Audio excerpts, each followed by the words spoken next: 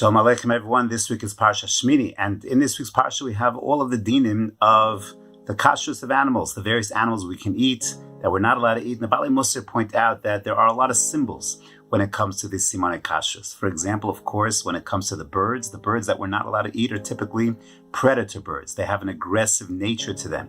The birds that we're allowed to eat, the fowl, are more docile type of animals. When it comes to animals themselves, mammals themselves, so an animal has to be mafris parsa and has to be shosa shesa malagera. It has to have split hooves and it has to chew its cud. The fancy English word for that, it has to ruminate. The word ruminate is to think, to contemplate. An animal that chews its cud, when I think about being reflective, I have to chew on something. I have to think about it. I have to chew it over.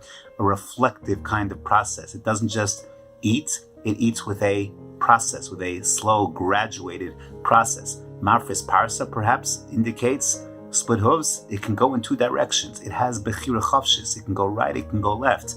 All symbolic of simanei kashrus of a human being. When it comes to fish, so a fish, in order to be kosher, needs to have snapir v'kaskeses. It has to have scales. Scales look like armor, a coat of armor that protects the fish from the elements that might cause its demise, to protect it from the outside element. Just like a human needs scales, needs a coat of armor to protect from the Yetzer Hara that might be around him, and fins. If the scales are not enough, you have to run away. You have to be able to flee those situations that are challenging.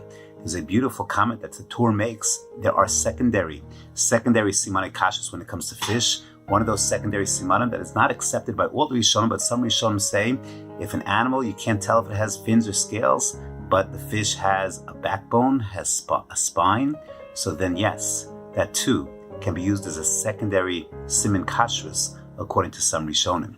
What's the significance of the spine? The backbone allows the fish to swim upstream.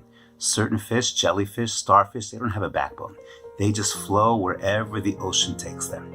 If the ocean is flowing eastward, that's where they go. When it comes to a fish that has a backbone, the spine, it can swim upstream.